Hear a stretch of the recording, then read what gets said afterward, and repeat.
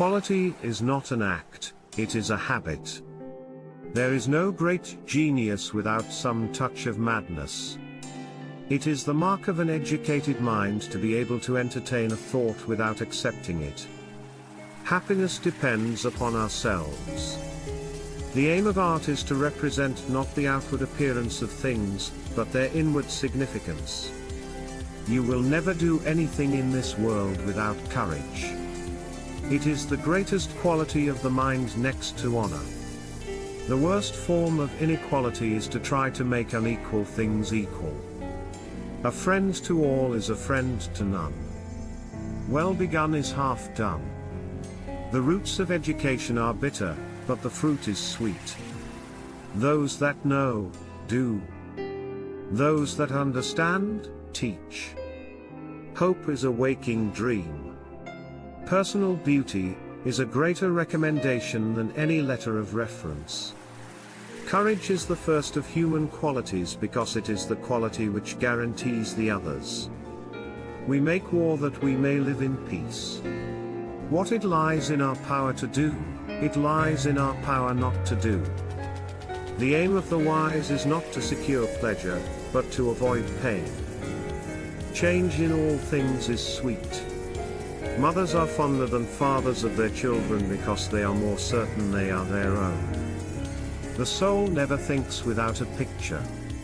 To run away from trouble is a form of cowardice, and, while it is true that the suicide braves death, he does it not for some noble object but to escape some ill. Wit is educated insolence. It is best to rise from life as from a banquet, neither thirsty nor drunken. Character may almost be called the most effective means of persuasion. Probable impossibilities are to be preferred to improbable possibilities.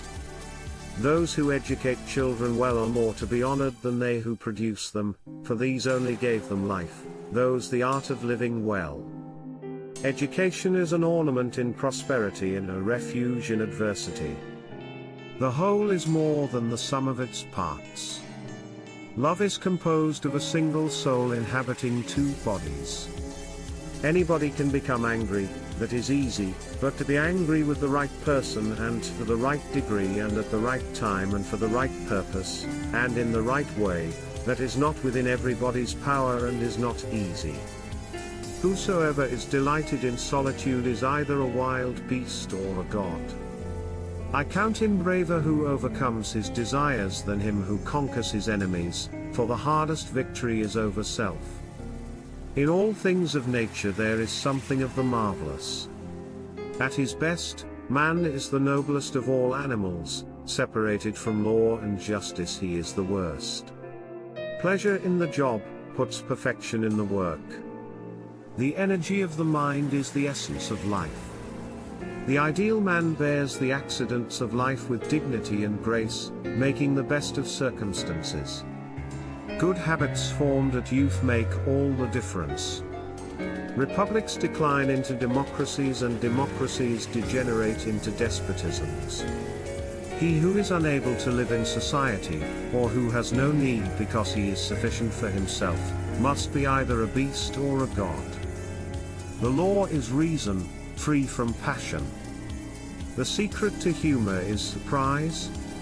Jealousy is both reasonable and belongs to reasonable men, while envy is base and belongs to the base, for the one makes himself get good things by jealousy, while the other does not allow his neighbor to have them through envy. The ultimate value of life depends upon awareness and the power of contemplation rather than upon mere survival. Suffering becomes beautiful when anyone bears great calamities with cheerfulness, not through insensibility but through greatness of mind. Wishing to be friends is quick work, but friendship is a slow ripening fruit. Moral excellence comes about as a result of habit. We become just by doing just acts, temperate by doing temperate acts, brave by doing brave acts. The educated differ from the uneducated as much as the living from the dead. It is just that we should be grateful, not only to those with whose views we may agree, but also to those who have expressed more superficial views, for these also contributed something, by developing before us the powers of thought. Fear is pain arising from the anticipation of evil. The end of labor is to gain leisure. Democracy is when the indigent, and not the men of property, are the rulers. A great city is not to be confounded with a populous one. Youth is easily deceived because it is quick to hope. All page jobs absorb and degrade the mind. The most perfect political community is one in which the middle class is in control, and outnumbers both of the other classes. He who hath many friends hath none. The virtue of justice consists in moderation, as regulated by wisdom. Persuasion is achieved by the speaker's personal character when the speech is so spoken as to make us think him credible. We believe good men more fully and more readily than others. This is true generally whatever the question is, and absolutely true where exact certainty is impossible and opinions are divided. My best friend is the man who in wishing me well wishes it for my sake. Top of form. Bottom of form. To attain any assured knowledge about the soul is one of the most difficult things in the world. A tyrant must put on the appearance of uncommon devotion to religion. Subjects are less apprehensive of illegal treatment from a ruler whom they consider God-fearing and pious. On the other hand, they do less easily move against him, believing that he has the gods on his side. Education is the best provision for old age. No excellent soul is exempt from a mixture of madness. Dignity does not consist in possessing honors, but in deserving them. The state comes into existence for the sake of life and continues to exist for the sake of good life. He who is to be a good ruler must have first been ruled. I have gained this from philosophy, that I do without being commanded what others do only from fear of the law. Therefore, the good of man must be the end of the science of politics. Nature does nothing in vain. If liberty and equality, as is thought by some, are chiefly to be found in democracy, they will be best attained when all persons alike share in government to the utmost. The greatest virtues are those which are most useful to other persons. If one way be better than another, that you may be sure is nature's way. Some kinds of animals burrow in the ground, others do not. Some animals are nocturnal, as the owl and the bat, others use the hours of daylight. There are tame animals and wild animals. Man and the mule are always tame, the leopard and the wolf are invariably wild, and others, as the elephant, are easily tamed. All virtue is summed up in dealing justly.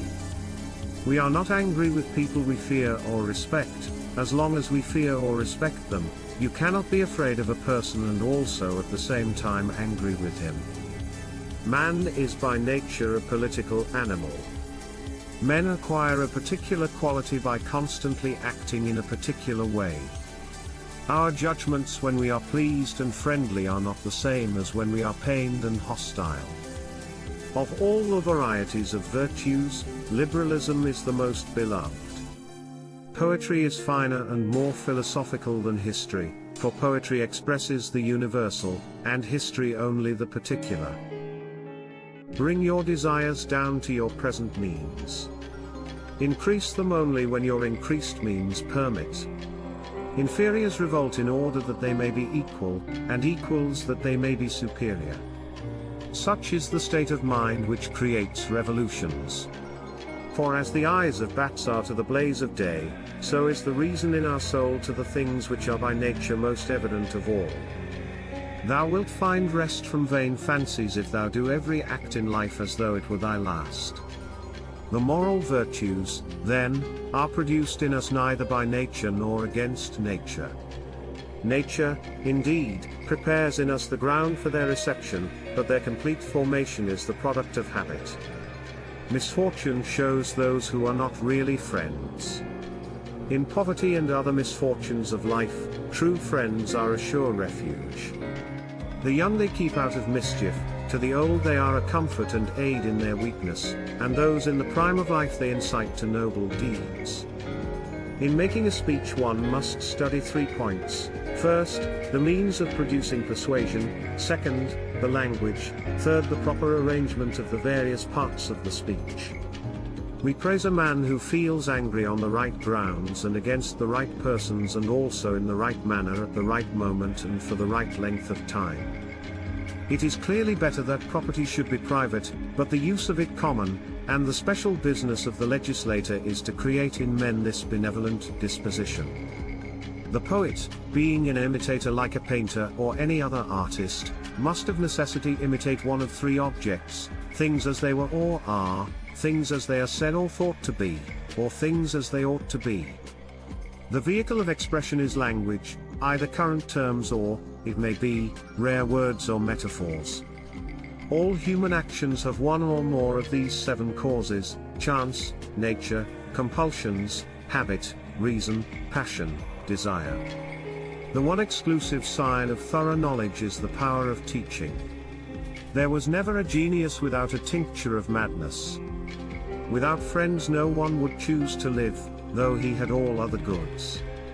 Some animals are cunning and evil disposed, as the fox; others, as the dog, are fierce, friendly, and fawning. Some are gentle and easily tamed, as the elephant; some are susceptible of shame, and watchful, as the goose. Some are jealous and fond of ornament, as the peacock. Plato is dear to me, but dearer still is truth. For one swallow does not make a summer, nor does one day, and so too one day, or a short time, does not make a man blessed and happy. The duty of rhetoric is to deal with such matters as we deliberate upon without arts or systems to guide us, in the hearing of persons who cannot take in at a glance a complicated argument or follow a long chain of reasoning. The least initial deviation from the truth is multiplied later 1,000-fold. All men by nature desire knowledge. We become just by performing just action, temperate by performing temperate actions, brave by performing brave action. In a democracy the poor will have more power than the rich, because there are more of them, and the will of the majority is supreme.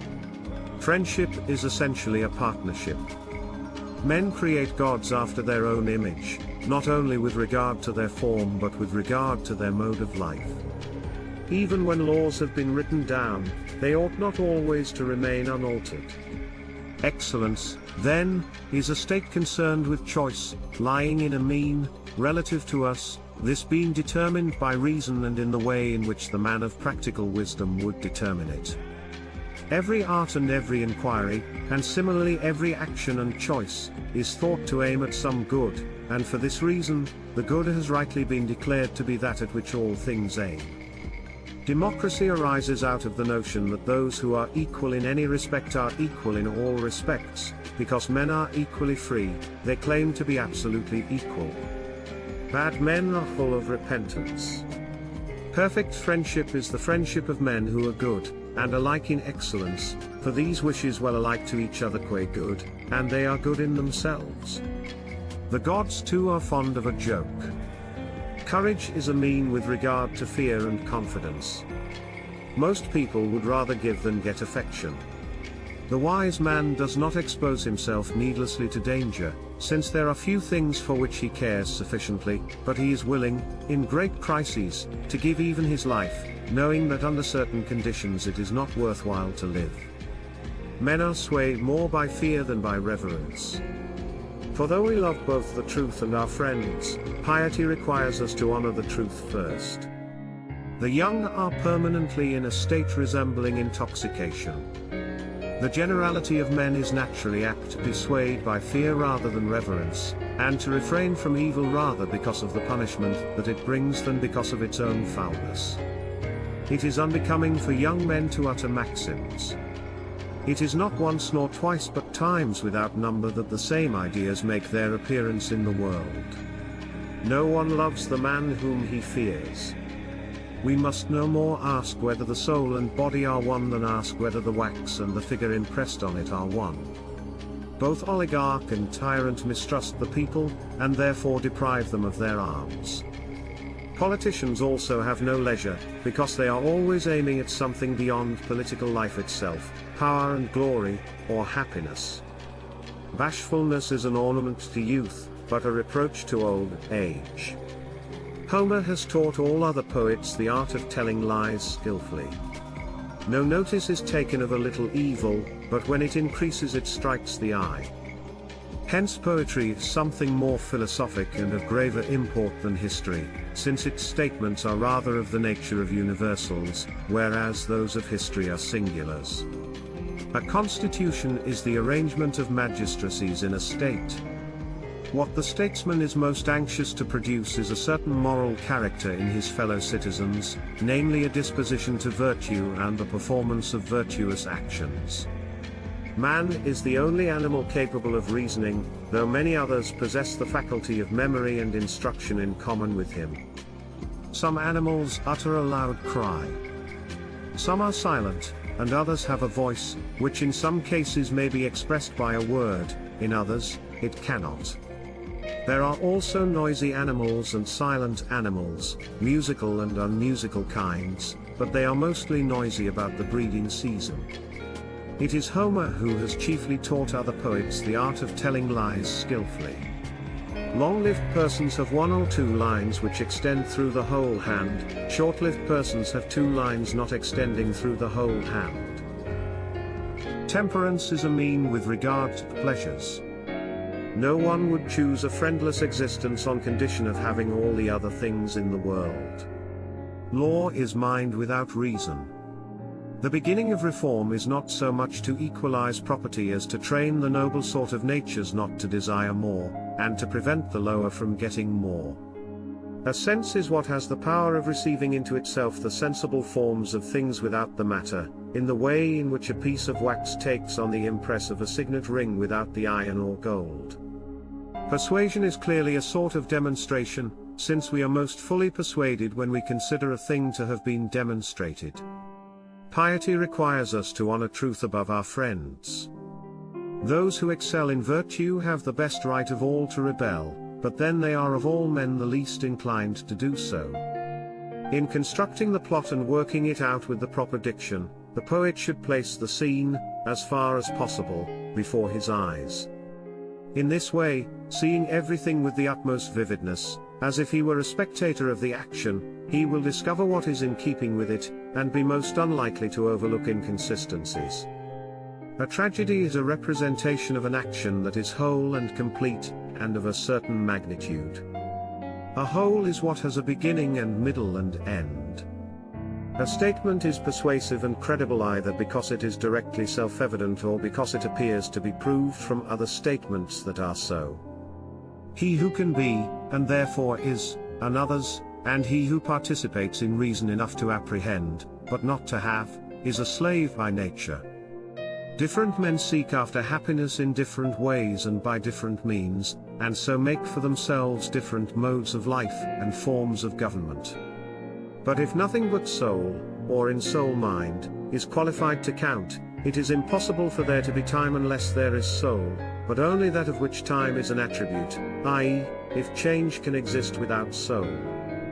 Whether if soul did not exist time would exist or not, is a question that may fairly be asked, for if there cannot be someone to count there cannot be anything that can be counted, so that evidently there cannot be number, for number is either what has been, or what can be, counted.